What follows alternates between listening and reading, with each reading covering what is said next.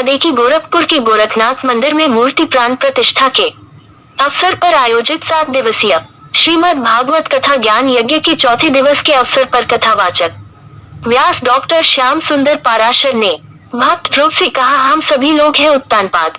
भगवान ही संत व सद्गुरुदेव के रूप में आकर सही मार्ग बताकर भाव चक्र लगाते हैं पार। गोरखनाथ मंदिर में मूर्ति प्राण प्रतिष्ठा के अवसर पर 7 दिवसीय श्रीमद् भागवत कथा ज्ञान यज्ञ के चौथे दिवस के अवसर पर कथा व्यास श्याम सुंदर दास पराशर ने भक्त ध्रुव की कथा सुनाते हुए कहा कि हम सभी लोग उत्तानपाद हैं, हम सबकी दो रानियां हैं, बुद्धिमानी और मनमानी। हम प्रशंसा भले ही बुद्धिमानी से करें किंतु काम मनमानी से ही करते हैं। इसी प्रकार राजा उत्तानपाद की 2 रानियां सुमिति व सुनिचिति, पर राजा उत्तानपाद सुनिचिति से अधिक प्रेम करता था। सुमिति के पुत्र ध्रुव को पिता के पास जाने की इच्छा हुई। वे गए और पिता ने उसे गोद में ले लिया। ये देखकर सुनिचिति ने उनका हाथ पकड़कर हटा दिया और कहा कि पहले जाकर तपस्या करो, कहा मेरे गर्भ से पैदा हो तब पिता की गोद में बैठने के अधिकारी बनोगे। ये सुनकर ध्रुव की माता सुमिति ने ध्रुव को समझाया और कहा कि बेटे, इस पिता की गोद से अच्छा परमपिता की गोद को प्राप्त करो। इस पर ध्रुव के नारद मुनि के बताए मंत्र से 5 महीने की तपस्या की और भगवान ने उनको दर्शन दिए। जैसे ध्रुव ने माता सुमिति की बात मानकर भगवान को प्राप्त किया, उसी प्रकार से हम सभी अपने बुद्धिमानी के पात्र मानकर भगवान का भजन कर उनको प्राप्त कर सकते हैं। तथा व्यास ने कहा कि जीव जब भाव चक्र में भटक जाता है तब भगवान के संत व सद्गुरु के रूप में आकर सही मार्ग बताकर उसे बहुत चक्र से पार लगाते हैं। जीव परयोगा के रूप में होता है किंतु सद्गुरु के उद्देश्य से अपना स्वरूप पहचानता है। भारतवर्ष का वर्णन करते हुए कथा व्यास ने कहा कि भारतवर्ष में 3 भरत हुए हैं, एक ज्ञान योग, दूसरा कर्म योग, तीसरा भक्ति योग की शिक्षार्थ मूर्ति है। इन्हीं के नाम से इस देश का नाम भारतवर्ष पड़ा है। भारत उत्सव का देश है। जब हम उत्सव मनाते हैं तो देवताओं को जलन होती है कि हमें ये स्वभाव क्यों नहीं मिला। भारत ऐसा देश है जहाँ साधु संत महान जगत गुरु आदि का दर्शन करने को मिलता है। इनके दर्शन मार्ग से शरीर लोहे से सोना बन जाता है।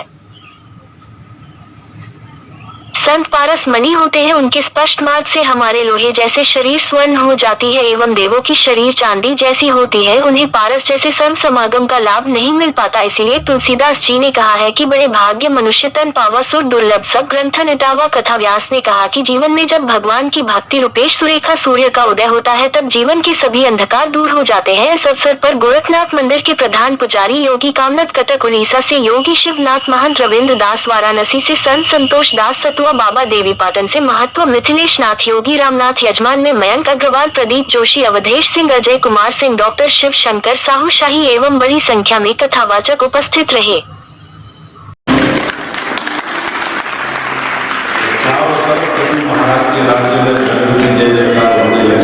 इतने यज्ञ हुए प्रभु महाराज के द्वारा कि इंद्र घबरा गए कि हमारा इंद्रासन न है। परिणाम स्वरूप यज्ञ में विघ्न डालने लगे इंद्र। तो प्रभु महाराज ने इंद्र पर क्रोध किया। ब्राह्मणों ने कहा क्रोध न कीजिए, हमको आदेश दीजिए, हम ऐसा मंत्र पढ़ेंगे कि इंद्र को पकड़ के हवन कुंड में स्वाहा। क्योंकि जितने देवता हैं मंत्रों के अधीन होते हैं, वो मंत्र ब्राह्मणों के पास होते हैं।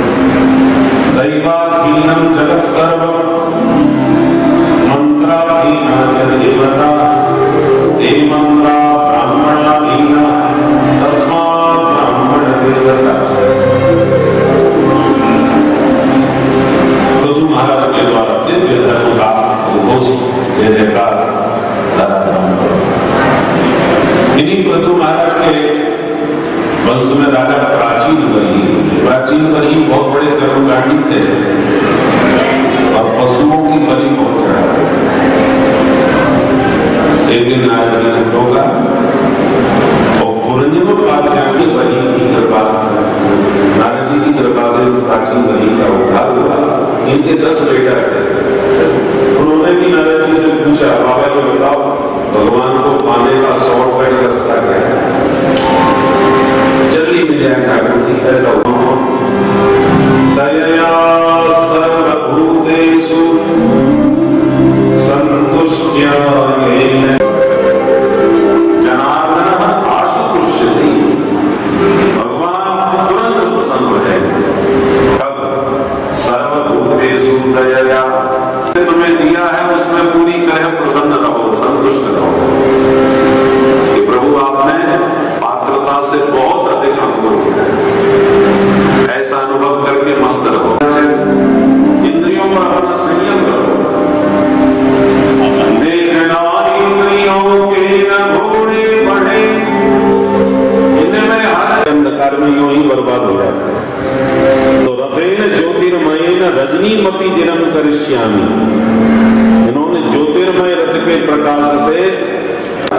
पृथ्वी की 7 परिक्रमा लगाई तो 7 दिन तक धरती पर दिन ही रहा, रात नहीं हुई।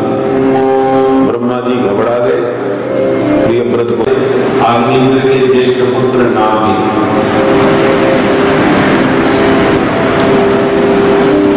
नाभि के बेटा हुए ऋषभदेव और ऋषभ भगवान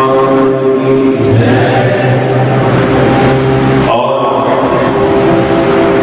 ऋषभदेव जी ने इंद्रपुत्री जयंती से विवाह करके 100 पुत्रों को जन्म दिया, जिनमें सबसे बड़े बेटे का नाम था भरत, जिस भरत के नाम से इस अजनाभ खंड को हम भारतवर्ष के नाम से जानते हैं। बोल भारत माता की जय। इस भारत में 3 भरत हुए,